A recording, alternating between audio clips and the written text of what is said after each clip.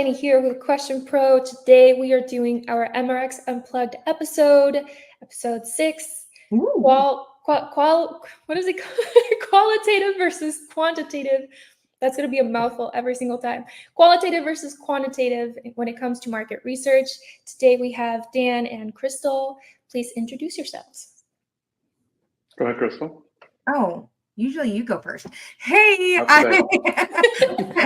hey guys, I'm Crystal Weiss. I'm the director of marketing here at Question Pro. And I guess all three of us are me and Danny are in Austin. Dan's in Round Rock. But I'm based in Austin, Texas. Let me know where you're based in the comments. So next time that we're in town, we can do a MRX Unplugged in person somewhere, maybe like a live. Oh, that sounds fun. I like that. Awesome. But happy to be here. Thank you, Crystal. Yeah, likewise. I'm Dan Fleetwood, President of Research and Insights here at Question Pro. And like Crystal and Danny, I'm happy to be here too. Awesome. Well, thank you guys for being here. I appreciate it. So this topic is one that is probably going to be more in depth and more technical, I would say, just because I, as an outsider coming in, I have obviously picked up a couple things here and there from the previous episodes. We've touched on them quite a bit, I would say, but I think it's time that we have a dedicated episode. This one in particular, I think we're going to start off with qualitative research. If I remember correctly from the acronym one, this one is more about exploring underlying reasons and opinions and motivations behind consumer behavior. So it's not as numerical, a little bit more intuitive. Correct me if I'm wrong though, but yeah, there's a couple of methods that are pretty popular with this one. I would say interviews, focus groups, and ethnography, I would say. I don't know if I'm pronouncing that right. I know what that one is. Ethnography. Ethnography, there you go. This is what came up in my research, so I'm trying to do my best here. But yeah, let's talk to the expert here. That's you, Dan. That's you. Oh, that's me. I was wondering who that expert was. No, I mean, I think you hit it right on the head. Yeah, Danny has picked up what the difference is much faster than I did. Dan too. I didn't want to say anything, but no, but I think you're right. With qualitative, that's essentially what it is. Usually, it's more from used for exploratory research, or when you kind of don't know exactly what you want to do a big research project about, or you want to just kind of see what some of the general themes are, how people are feeling. It's more kind of like one-on-one interviews, like you mentioned, and just getting more of that, what we call, like, obviously qualitative, data set, more about feelings, the whys, the hows of the things that are happening. So actually on LinkedIn today, I saw a pretty good description of, like, everyone knows, like, hey, is a glass of water half full or is it half empty, right? Well, the researcher would say, a qualitative researcher would probably say something like, where did you buy the glass? How did it make you feel when you were drinking it? So they ask those kind of questions.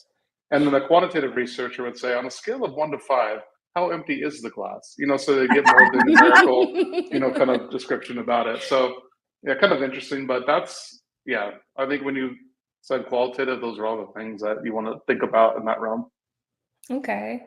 Is there a way that you would say that for anyone that's joining the market research world, that they can maybe, how people have like little rhymes here and there to kind of remember distinctions between things that are pretty similar, I would say? What is kind of like maybe a tip you can give for someone that, has to do a big presentation and they're about to say something and they're like, God, think of the rhyme so I don't say the wrong one, because I will probably end up doing that in this webinar, to be honest. I don't know. That's a good question. I feel like we should make one, guys. We should make one.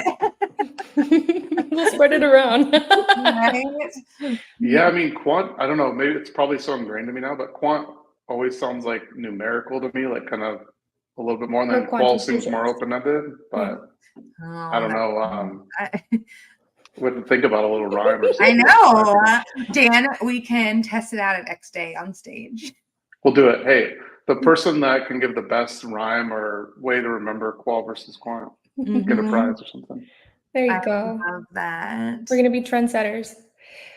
So for qual, I really want to know what would be some of the strengths of it. I know that there's a little bit more rich data, I would say, just because it is asking more, I guess, verbal answers. But like, what other strengths would you guys say you guys would want to, I guess, point out for anyone that's maybe doing like a survey or someone that's kind of just doing general research? We did a website design about 3 years ago on our pricing pages and our main products.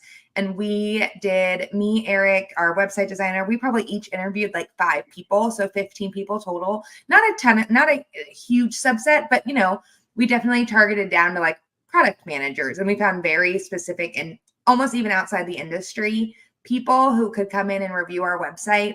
And for me, I think they made comments about things that I wouldn't have known how to ask questions about. Yeah, right. You hit the nail on the head. Yeah. In quantitative, you pre-write the questions and people respond to them. Whereas so often in qualitative, I literally was just like, what are your thoughts? And they brought up things that I would not have targeted in like pre-written questions. Oh. Yep. No, that's it. So I think you can uncover things you didn't even know, like to ask about, like you mentioned. Yeah. I mean, whereas like if you're asking like quantitative questions, it's always going to be, you have your question, you have the answer options already predefined. Mm-hmm. So you can give somewhat flexibility because you can always ask like another specify, but you don't get that free form flowing, not as flexible or adaptable as a quant. Both have their, obviously their methods and reasons behind them, but I think if you really want to try to uncover like the whys, the attitudes behind certain things and motivations, then that's when you're going to be, doing more of the qualitative research. People are less like, attitudes is a great example. Like people are less likely to pick that if you only give them 10 sets of attitudes. Like your attitude about going to this, I don't know, marketing summit or this soccer game. If your attitude is unhappy, sad, blah, blah, blah, like they're not gonna be like, oh, other, and then type in something interesting. Like, oh, I see. They're only gonna want the predefined things you give them. Whereas in qualitative, you're not predefining the scope. You're letting them kind of free form it out. I think one of the offsets of that is like, I didn't know what to do with all the feedback, which is why I'm not a qualitative researcher, right? You have 5 people offering you like all their thoughts and opinions, and I was like, I don't know how to read. No, I mean, it's definitely true. And I think even if those are like, one-on-one qualitative interviews or IDIs, which we would call them like in-depth interview, there's also like a focus group that you can do where you can bring 10 to 12 people together and get that collaborative feedback. So you wouldn't be able to do that on a survey necessarily because you're asking, me about my particular, how I'd answer these particular questions, but you don't get that sort of iterative two-way or multiple way conversation that you would like in a focus group. So there's an idea exchange that can happen. And that's really what it's used for, is more of the exploratory kind of ideation that you'd want to find out more about. So those are, I think, some of the strengths for sure. Okay. So I know that I've been doing a lot of content when it comes to like survey questions, especially for, people that are starting out in market research. So what kind of survey questions do you think really kind of are more qualitative than quantitative? Because I know the ones that I've learned so far have been like the smiley questions, star rating questions, but those are just my guesses. Which ones would you say are the best for this one? Well, this is where you get into the quant, Dan. Yeah, I mean, all those, like, any star rating or smiley faces are just, this is another way to ask more of a quantitative question. I think any qualitative question inside of a survey is going to be more of your open-ended response, where you have that free form to answer.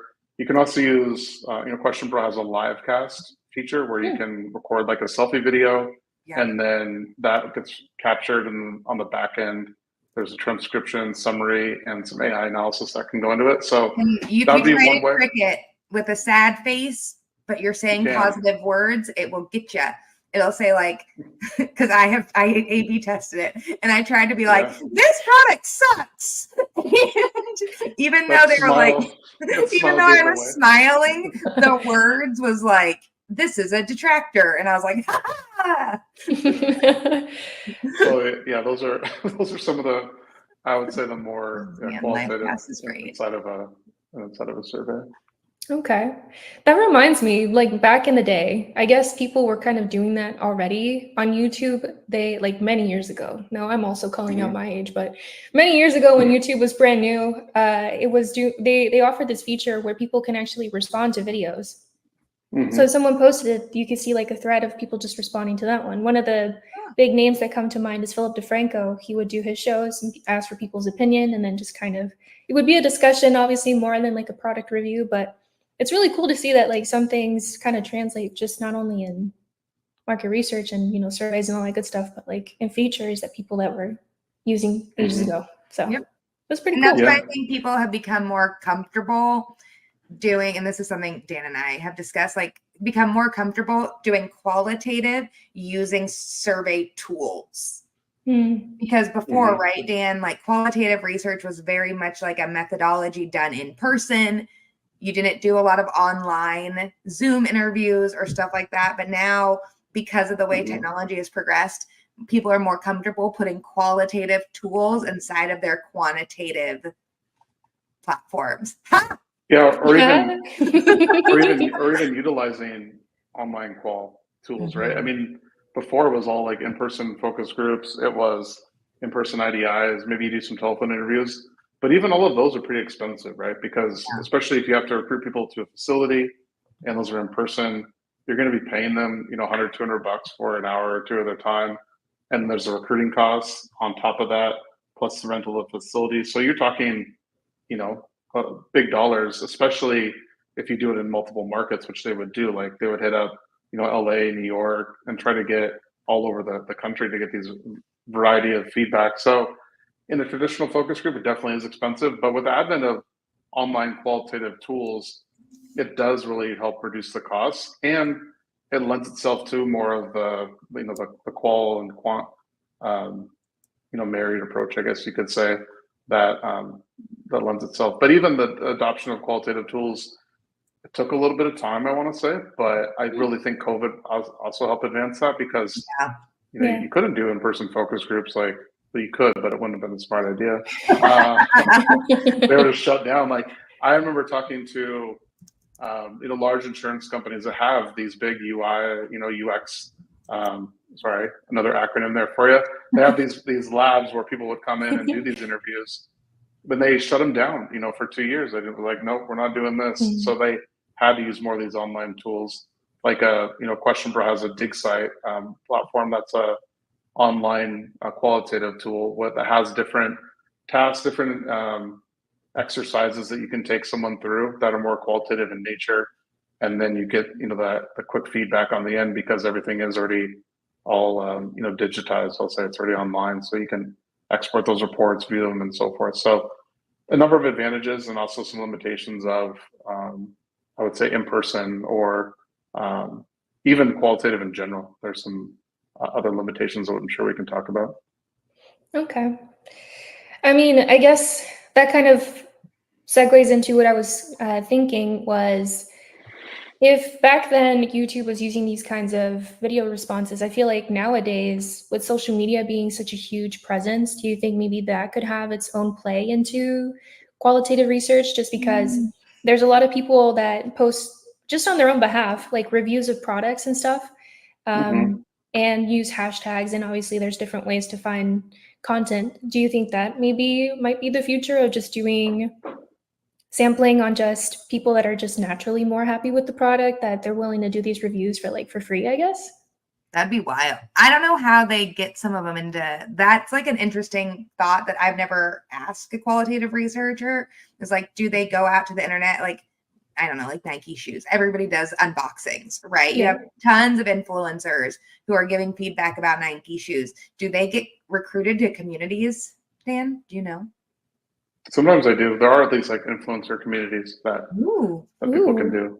Yeah, but it's still like it's a subset of like maybe a larger research project that you're undertaking. So there definitely is like social listening most big companies are doing that, right? Where they're looking at obviously the brands, hashtags, what people are saying about them, both in a good and a negative perspective, I would say. But I don't think it will replace any traditional, I should say maybe not replace, but I don't think it'll take over any sort of like traditional method that we're doing. It may help augment some of these things, and it already has. But and I think reviews are like always something that people look at, right? Like Yeah. even even before the internet, you would look at reviews and whatever, like the newspaper or wherever that might be, right? Then you want to see, like, if let's say you want to go to a movie when you're a kid. The movie reviews. I was like, what product reviews Yeah. are in the newspaper? No, not product reviews, but just in general, like reviews. So I think it's also something. I think that it is a huge. You'd have to have a really big insights team, Danny, to find that value. I think sometimes where I see a lot of the social stuff gets so segmented under the social media team and the marketing team. That bridge between the market research team and the insights team and the marketing team doesn't always get Connected. built. Yeah.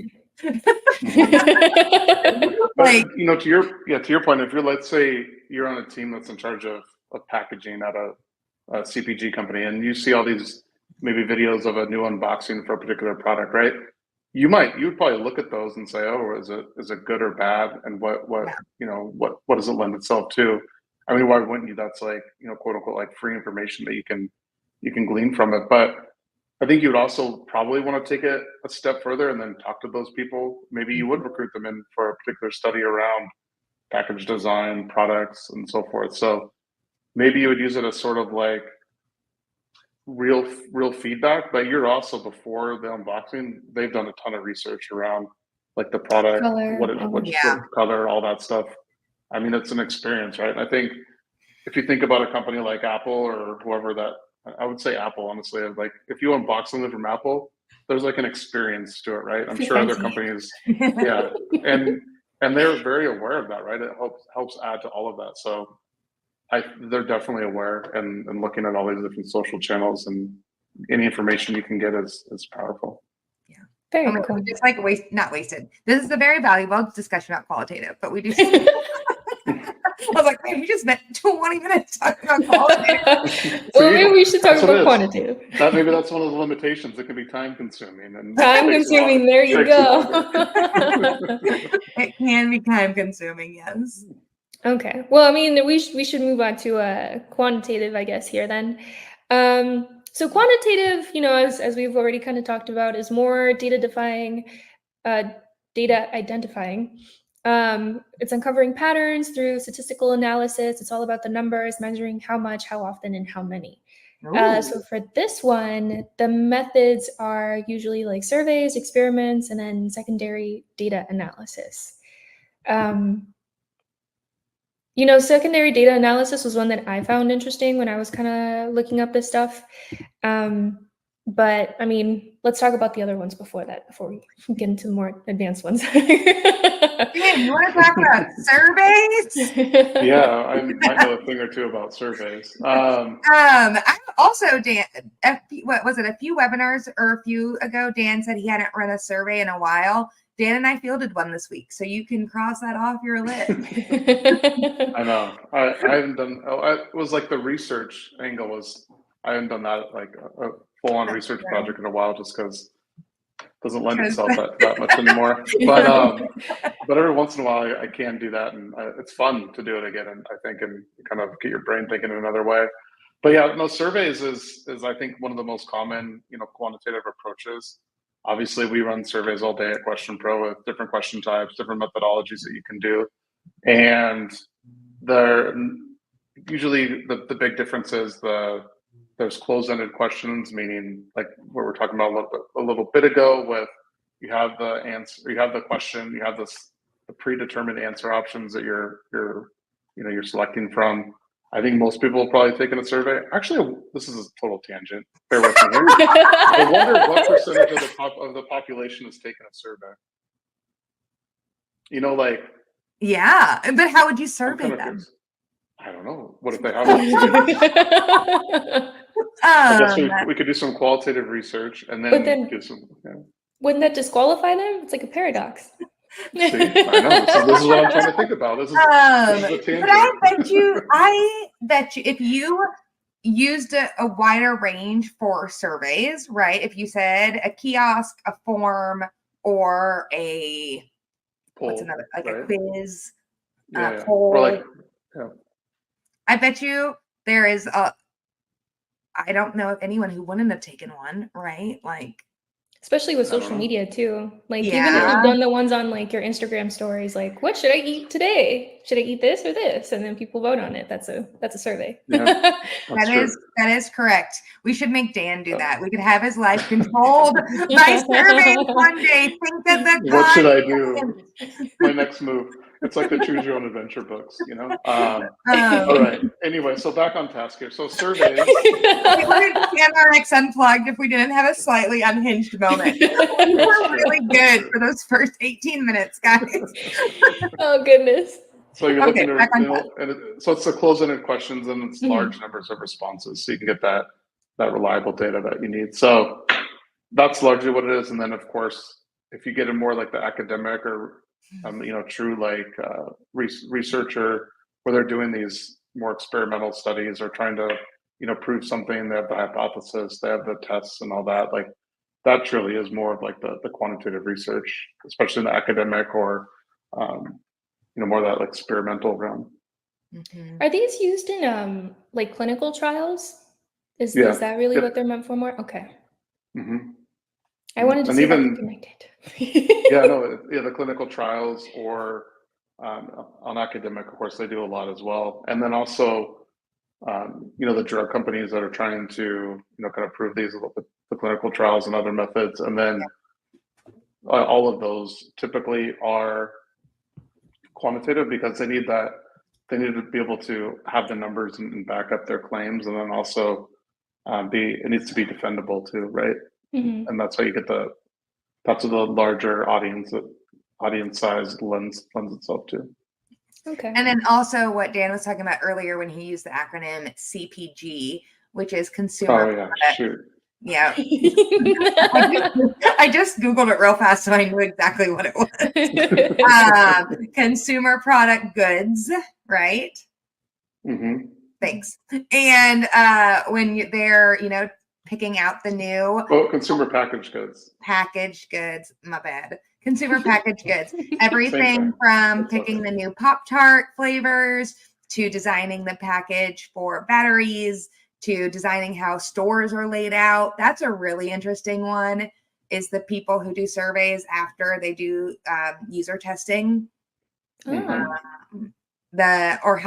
How to like all the research on how high products are supposed to be on the shelf at the grocery store. That's a wild one. The fact that they pay more, like products pay more to be in certain parts of the shelf, and how that's determined is all done through surveys.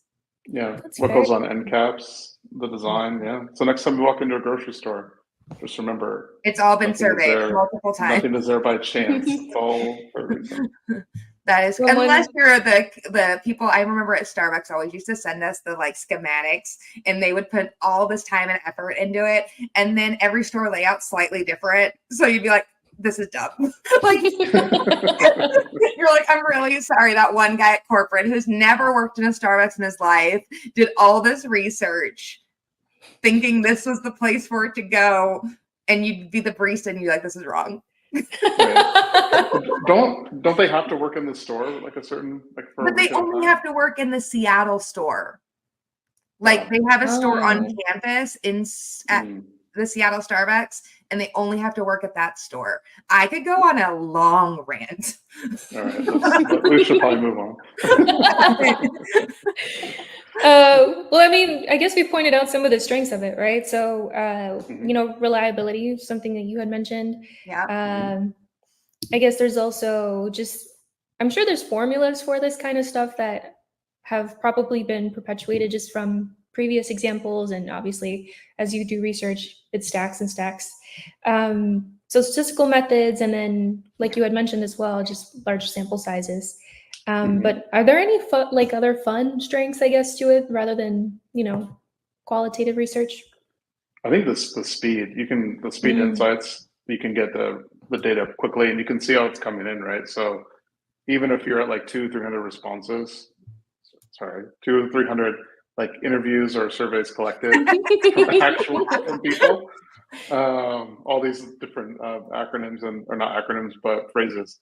Then you can kind of get a look at how the data is coming in. So you can get results pretty early on in terms of, or at least be able to see them. So a little bit easier to analyze, although it can become pretty in depth, especially if you're applying different techniques on top of it. Like if you're doing more advanced research methodologies on it, but typically it's easier to analyze. You can see like, okay, 35% of the people answered yes. So then, like, okay, that's how you can maybe a little bit easier to analyze and more, I don't know if definable is the right word, but you can see the segments, I think, simpler in a more simple method, right? And then you could always do follow-up surveys to those different samples.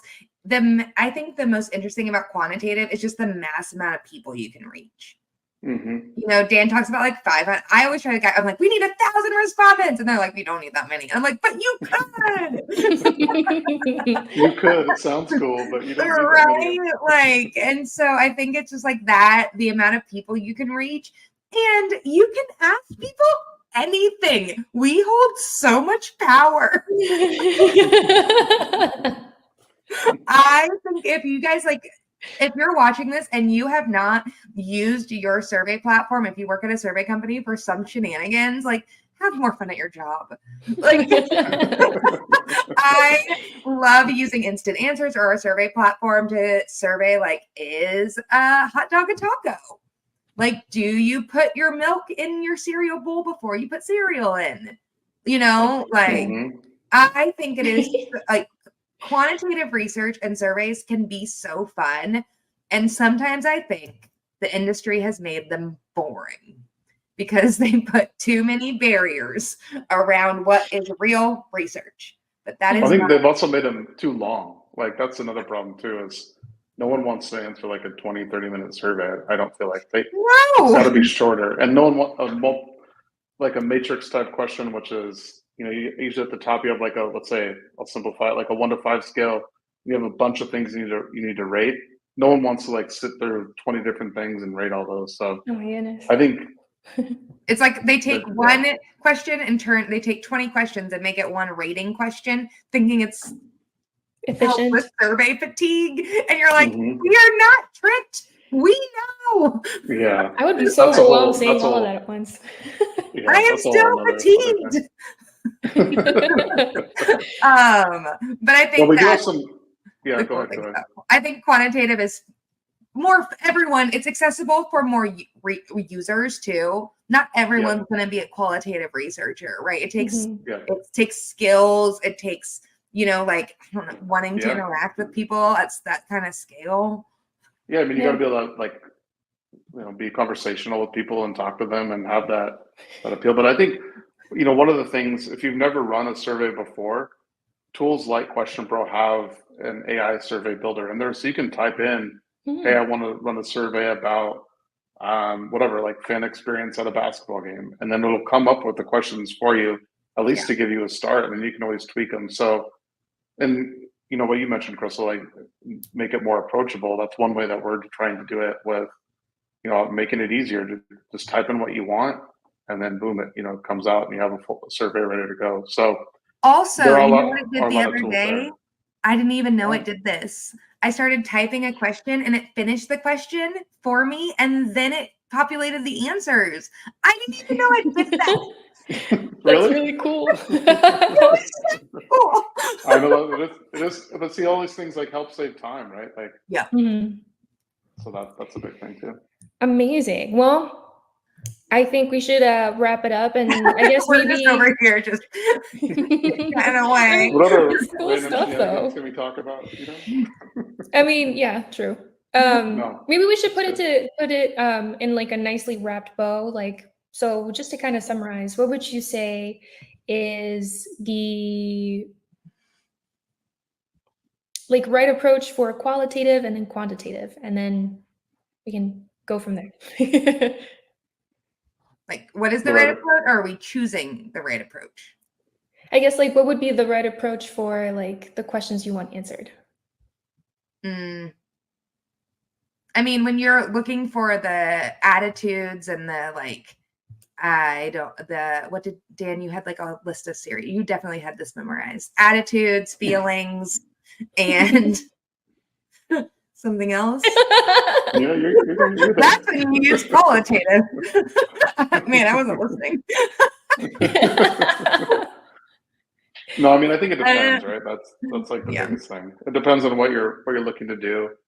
If you need to have like a defendable data set and it needs to be large numbers and you want to back it up by that, then you would use, quantitative. If you want more the feelings, the whys, and That's it. The more of that why. in depth, yeah, and then you would use qualitative. But I think the simplest way to think about like qual versus quant is quantitative is numbers based and qualitative is like words based. I mean, if you want to just kind of simplify it like that, it's qual is conversational, quant is numerical, and there's obviously different methods to that, but it kind of depends. But that's like the easiest way to think about like qual versus quant. Thank you. I'm sure I'm definitely not farming for clips to post on TikTok later, but Oh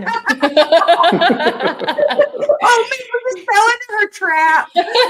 I know. I knew what the trap was. That's why I had to just like. This is what it is.